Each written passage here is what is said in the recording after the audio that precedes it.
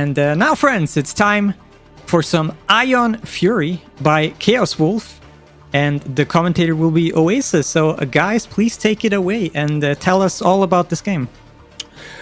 Hello, greetings from Texas. I am Chaos Wolf.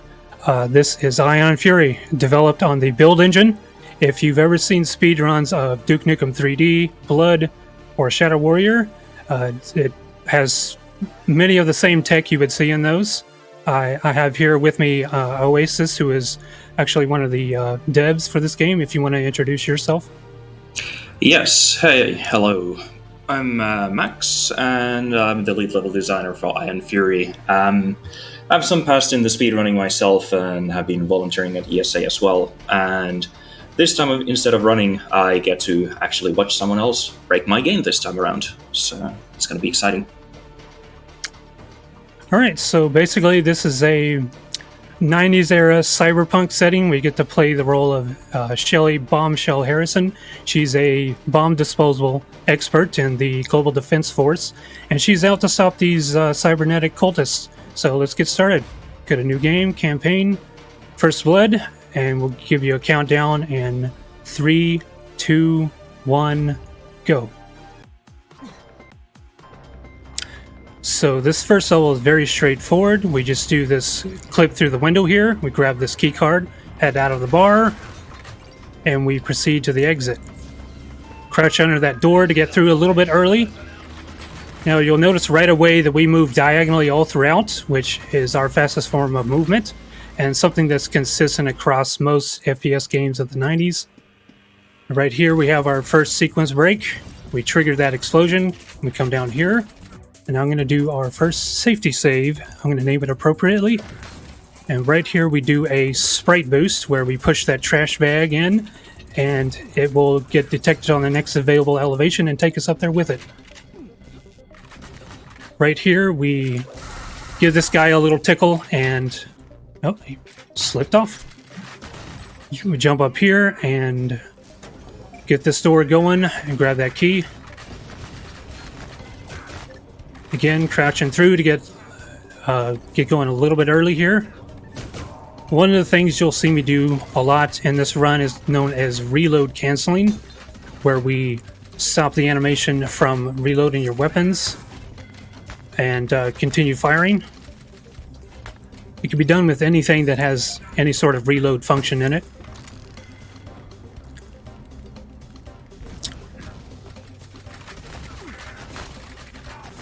I'm getting blocked. Coming up right here is something known as a crouch jump, where instead of taking the fan to lift us up, we jump, and then at the height of our jump we hit crouch, and that will lower Shelly's height, allow us to get up higher. We're going to ride this fan up and get another boost off of this guy's head. Careful not to run into the fans here.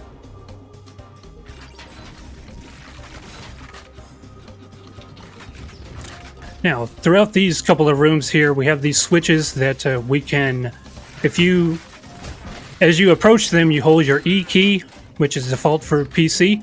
You can frame perfect activate them, which is something that's not really present in the older build engine games, and so we're quite happy to have it for the speedrun. Now, one thing that's very peculiar about build engine is the interactions with the player as you strafe into corners. So right there I just boosted up, and now we have skipped pretty much half of this level.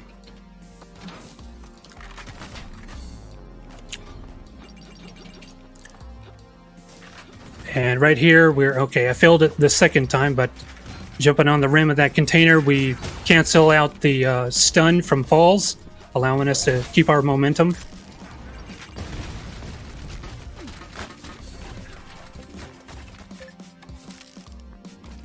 These series of ladders here, if you spam your jump key, default spacebar, you can climb a little faster.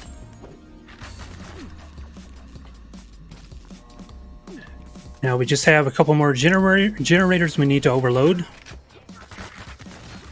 A good way to know if you're on good pace is if you get up here before this explosion goes off.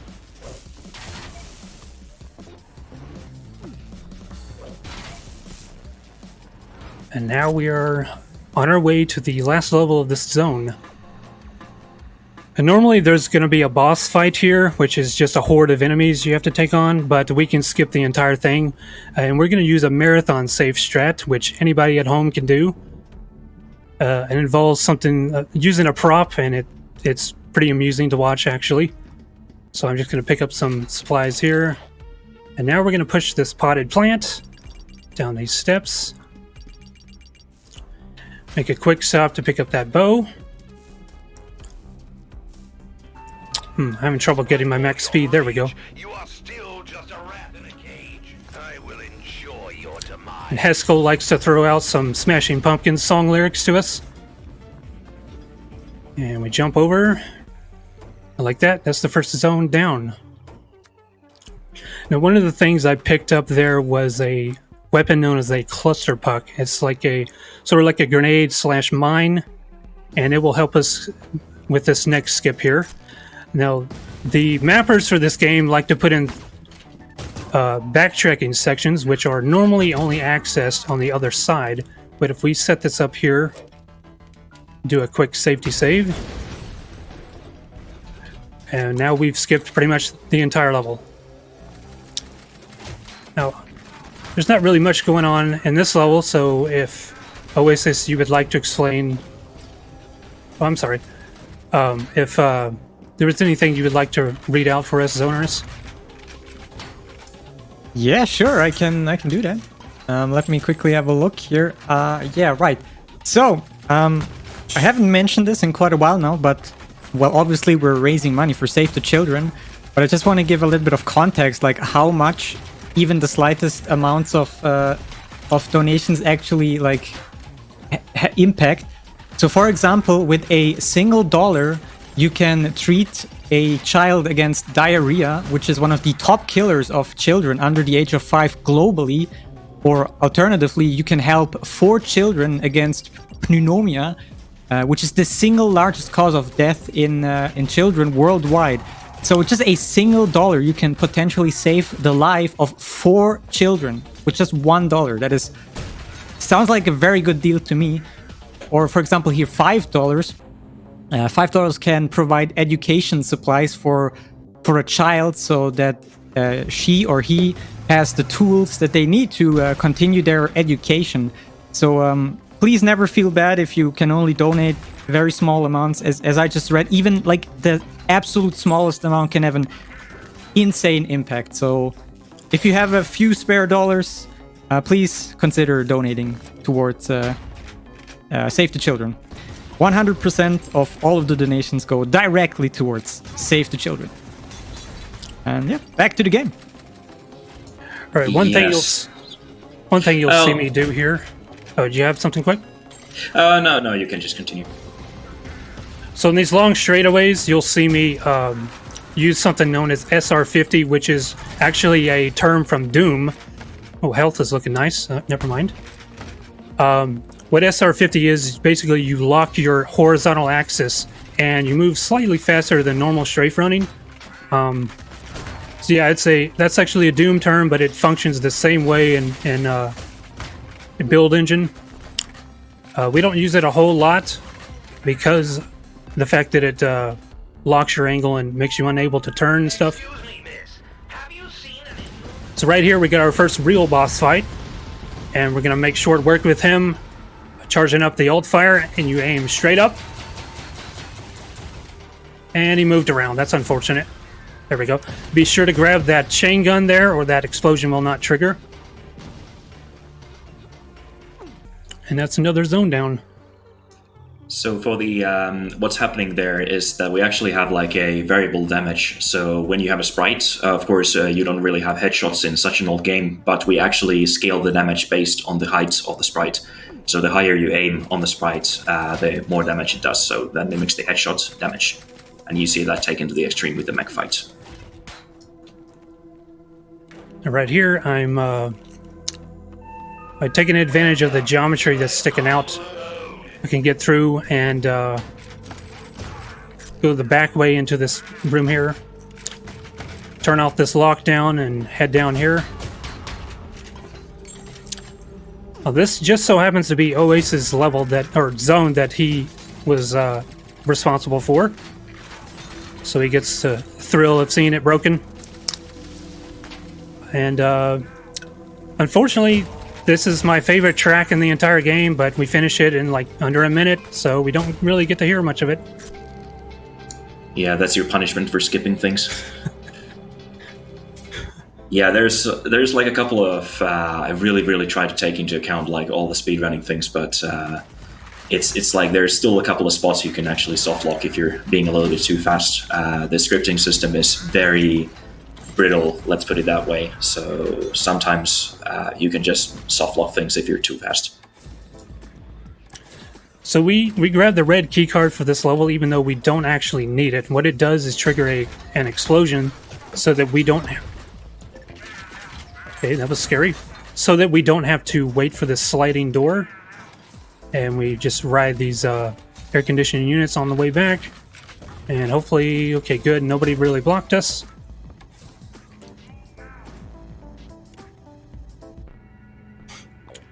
And now I'm gonna set up a trap here for a, I guess you would call it a monster closet, a term taken from Doom again.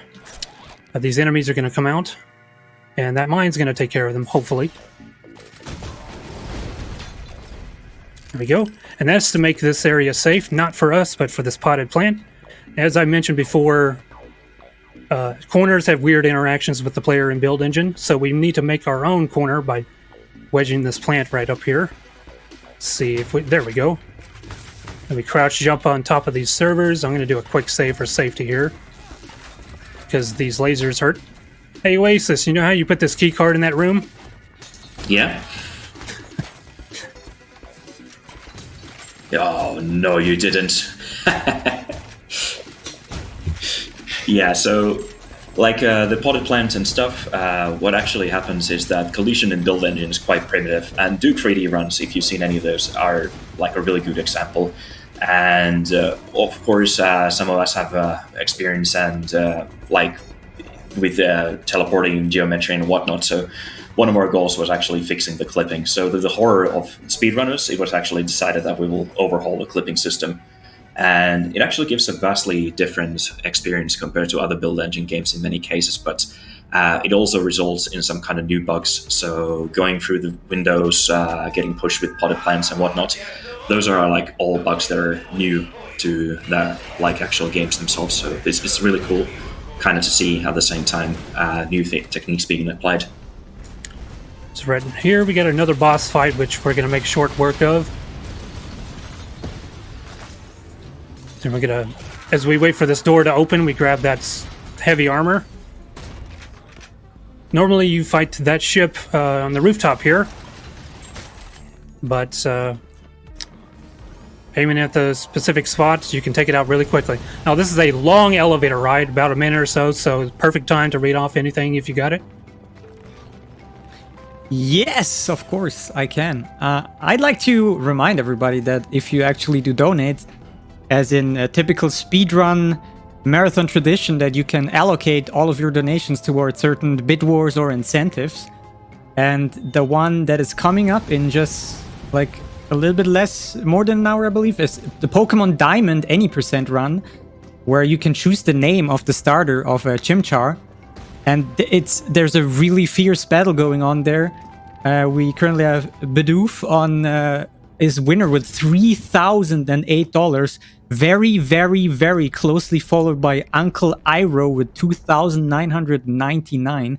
So yeah, just a couple dollars can make a big impact in just that single incentive there. Or one that has been also been getting a little bit of love recently is the Metal Gear Solid any % incentive. Where you can, if we reach $1,000, the runner will upgrade from easy difficulty to extreme. And I know that a lot of people would like to see that. So yeah, don't forget to choose a bid war or an incentive when you do donate, guys. That's all the runners will appreciate it if their stuff gets like met and so on. So what's happening there with the elevator ride and the train ride, it's actually doing impossible things in the build engine. The elevator, you're not supposed to have overlapping floors, but what actually happens is that you just enter a green screen elevator, and I just switched the camera position multiple times during the ride itself, so it looks like you're actually traversing multiple floors. The same thing happens when you enter the train initially. You're just being surrounded by green screen, and the same thing with the map you see here. It's all green screen, and we're just moving a skybox camera to give you the illusion of a moving train. It was a pain to do, by the way.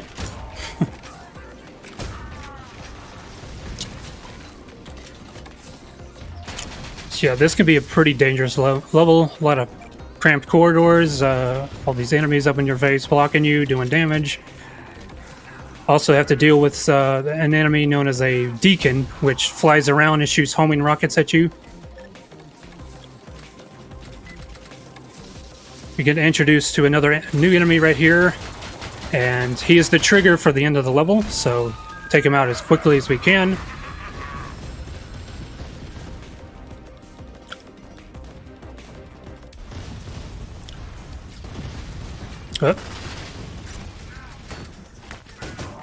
So we just turn off the lockdown right here, and now we see the Wendigo, which was introduced earlier. Several of them, and wow, okay, hello. Anyway, so I jump on top of that door and look through that tiny gap and hold E, and as soon as we have like 1 pixel of line of sight over the switch, we can activate it. Another Wendigo right here. He's not coming out. He's shy. Okay. And as we head over to the yellow door, we have yet another Wendigo to deal with. But we don't have time to stun him, so we just go ahead and headshot him. They do a lot of damage to you and can block you pretty badly, like stopping your momentum, like dead in your tracks. So I believe I may have been the first person to start adapting the strategy to just stun them with your electrifier, the baton you see. And all the runners have been doing it since, so it's pretty effective strategy.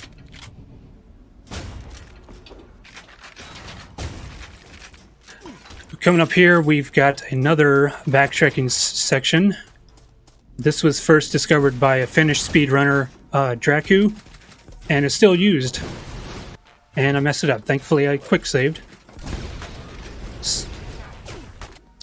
Okay. There it goes.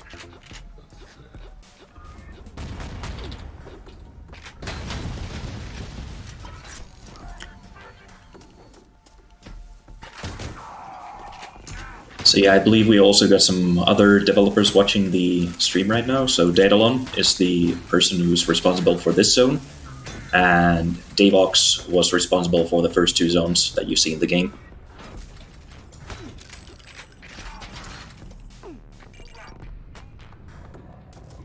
So another long straightaway where we SR50.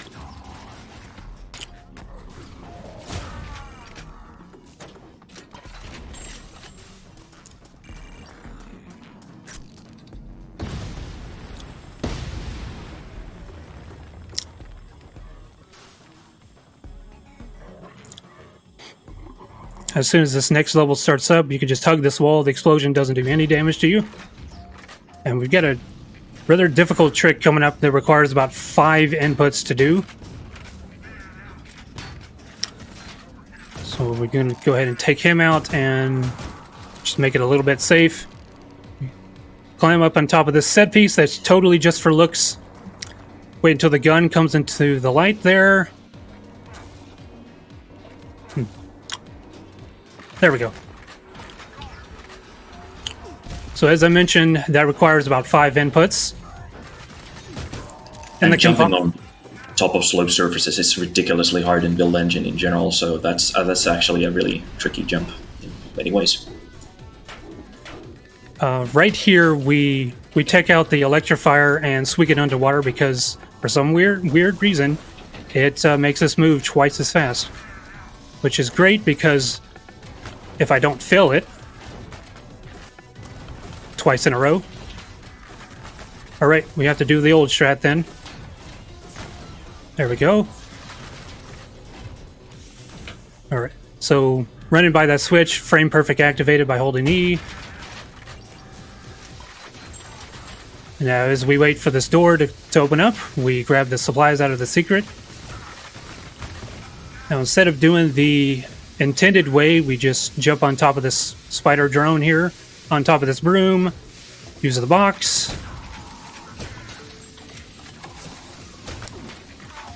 Do another crouch jump up here.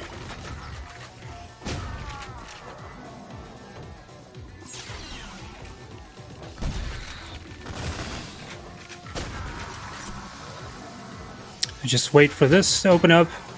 It's getting blocked. And now there is just one more map for this zone, which contains a boss fight. Hopefully they will cooperate. There's 2 enemies we have to fight, and if we can get them to line up, we can do a ton of damage, finish them off really quickly with something that I call pump canceling, which interrupts the pump animation that you saw just right there. You can rapid fire grenades. And on classic build engine fashion, the stuff you see on the sides, like it looks like the diagonal elevator is moving, but we're actually just moving the geometry textures around the elevator. So it's just an endless conveyor belt of looping textures, and that makes it look like you're actually moving up. So another trick.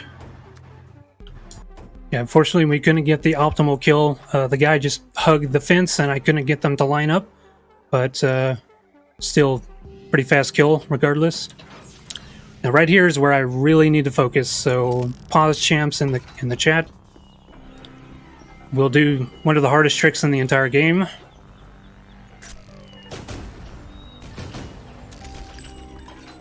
Find my spot here.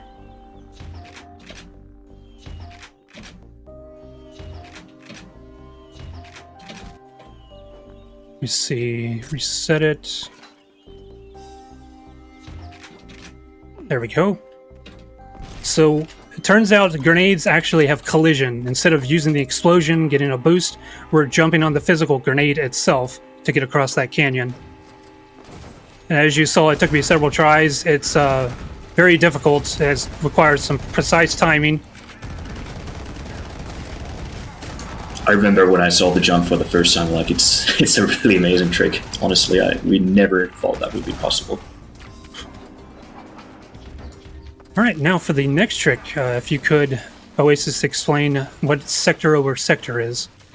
Yes, so as I mentioned already about the clipping, and the big reason was teleportation. So how the build engine actually works is that all the geometry is, if it's very similar to Doom, but actually the sector geometry that's compromised of that makes a map actually uses portals. So the linking between the sectors is kind of vague. So the sectors can actually exist on top of each other. They can actually exist inside each other. So you can, for example, have 5 different areas occupying the same space. So there are situations where the game gets confused, especially if you get pushed inside a wall or outside of geometry. Otherwise, that the game just panics and thinks, okay, where's the player? And it just goes through all the sector in the map and pushes you where it thinks that the player is supposed to be. So in this case, there's a second version of the pipe that's actually underwater. So when he pushes himself out of bounds, the game just freaks out and pushes you onto the same occupying space, but on, let's say, a different universe, so to say. So it's all occupying the same space, but in different universe. And it's a very common trick with Duke 3D runs, for example, and it was supposed to be patched. Because it's a bit of a gamble to get to that spider drone to cooperate, and when you're successful, you're swimming through a tunnel full of sewage. So I found it by accident doing PB attempts, so I get to name it, and we call it the crapshoot. So again, we stun that Wendigo. That's not what you want to do right there. You want to land on top of these.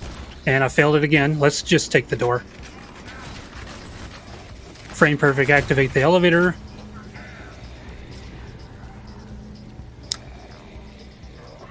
Let me just write it up. This is actually an area we've already visited, but we know of no way to skip through the next door that we pass through. We've tried. We just have to play it as intended by doing the previous level.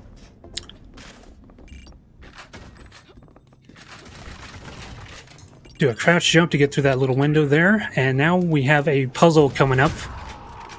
But because, as I said before, corners are weird when they interact with the player, so we come down here and we wait until you start to wiggle a bit, we crouch, and we get the key without having to do the puzzle.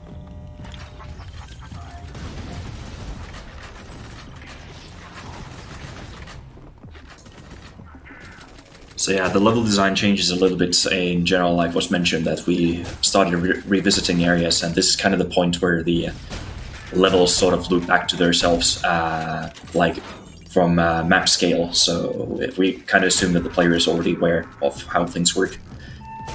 And yeah, this is the room we were just discussing earlier. I can't remember if it was episode 3 or episode 4 of Quake 1, and that kind of inspired this room. And also, one source of inspiration was the horror level in Gex 3D, where you kind of have like a painting that unfolds as you go down more and more. I always thought it was a really cool thing. And now's a good time, Zonerus, if you got... this is an auto-scroller, so if you got anything to read out. Yes, so in the meantime, we got a few donations in. So we got $10 by El Mondia saying, "Love watching ESA. Greetings from Germany, guys. Always nice to see that video games could bring happiness to those who need help." Thanks for that. We also have $10 from Dos Vectus, I believe. Dos Vectus. Dos Vectus, with just a single comment of Godspeed. And we also got $5 from Mr. Hot Dog saying in all caps, "Let's go Chaos!" And yeah, thank you very much for the donation, guys. Please keep them coming. And yeah, back to the run. So if, in case no one knew, Dos Vectus is the world record holder. The first person in the world to get the game sub 30. Me being the first person to get it sub 40. So yeah, just absolutely insane speedrunner. He holds the record in just about every build engine game there is. So amazing speedrunner. And of course, Mr. Hot Dog is a regular on my channel.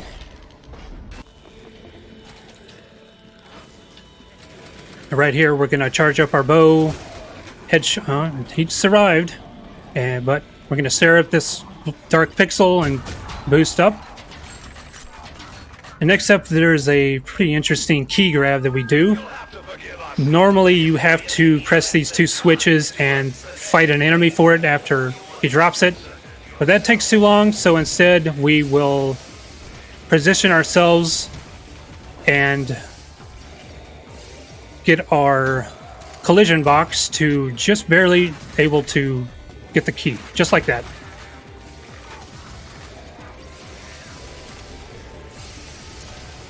that's one of the tricks I still don't understand, like how it happens. It's like, by all logic, that shouldn't even be possible.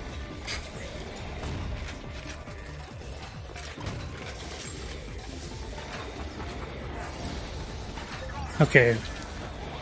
Now coming up is a really intense level. Casually, it's probably my favorite. In the speedrun, it's quite a pain. It's killed many people's runs, not just myself. But it's got a revolving door puzzle that hopefully I've been practicing. We can nail it. But we're going to clear out the area to make it a little safe for us, because the current strat is just to YOLO it.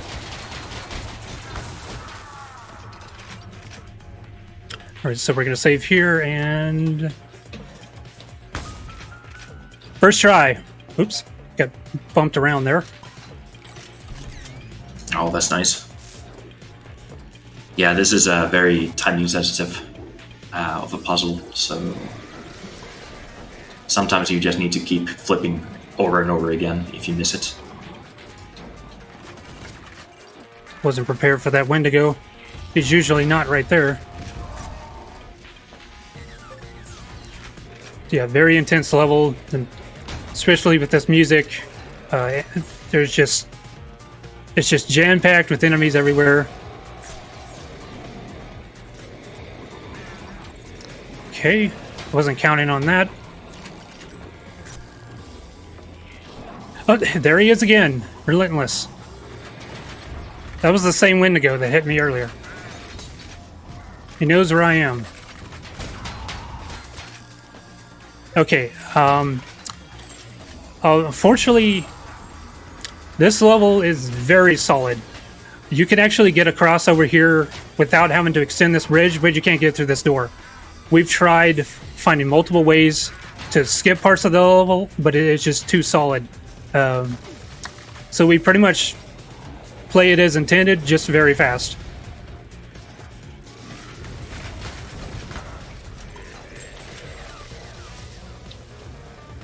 And mainly, we just wanted to get rid of that revolving door puzzle, because it's a pain. Oh, he cut me off. So we run by, frame perfect, activate that switch.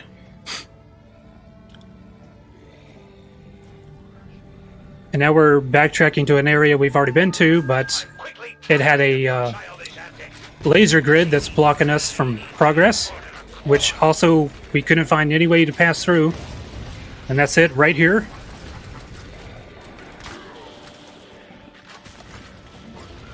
Now I'm going to fall, hopefully frame perfect. Okay, we got it. Frame perfect, activate that switch. Charge up my iron bow.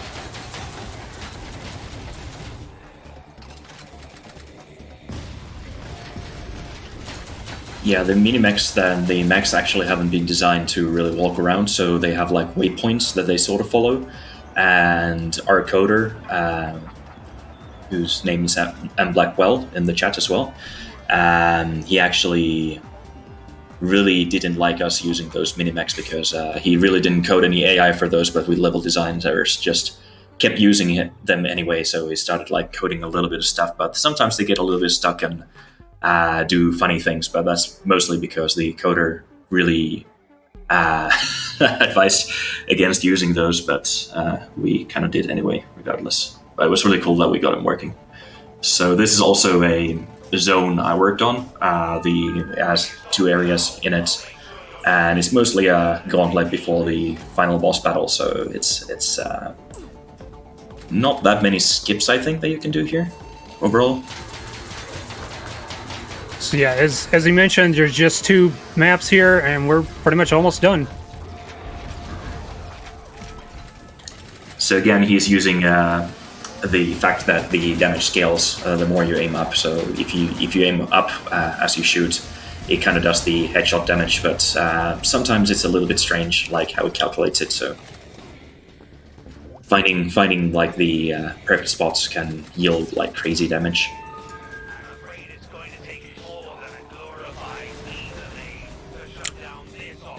It was a reference to Duke 3D's level, The Dark Side. I always loved the train right there, so this is basically a direct reference to that.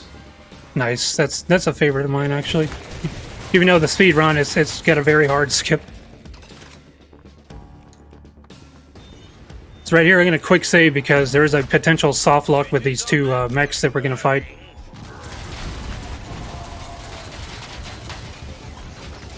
Almost got him. I'm going to jump up here in a safer spot. Get them out of the way. Now, I have to warn you, this part gets a little loud because the boss's dialogue overlaps, because normally you fight it in phases, but we do it so fast that it just says all of his lines at once.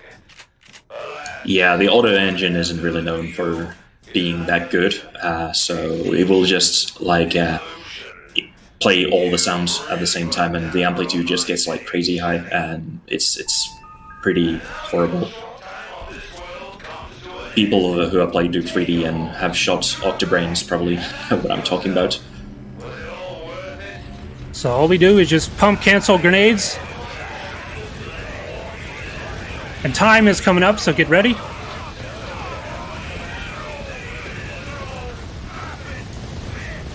And time. You got that one in as well. GG. So yeah, yeah, just go. So yeah, that was Ion Fury.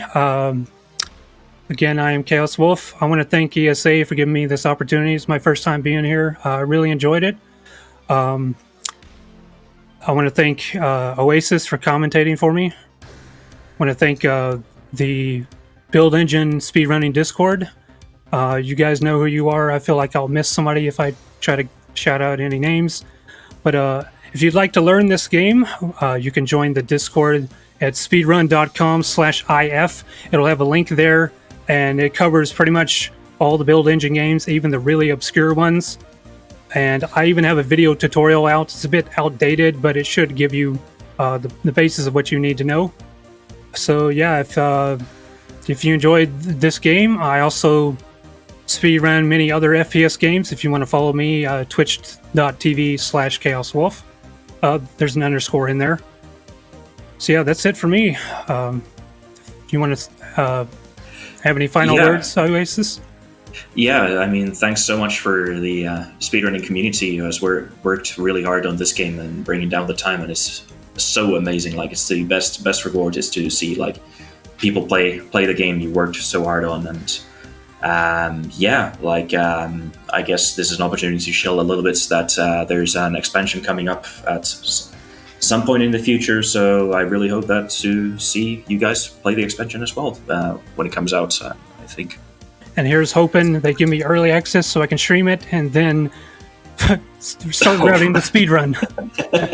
Anyway, that's it. That's it for me. Yeah. Thank you very much, Chaos Wolf, for this amazing run. And as a longtime ESA member, welcome to ESA as with your very first successful run here. Yeah, guys, before we're heading off here, there's one more last donation that came in. Which you're probably going to enjoy. It's $5 from DVD_01 saying, "Yo Wolf, wrong game, Kappa. Having a blast here. Such a great game and very entertaining run. Keep it up. Greetings from Germany." Thank you very much for that donation. And yeah, guys, that was Ion Fury. We're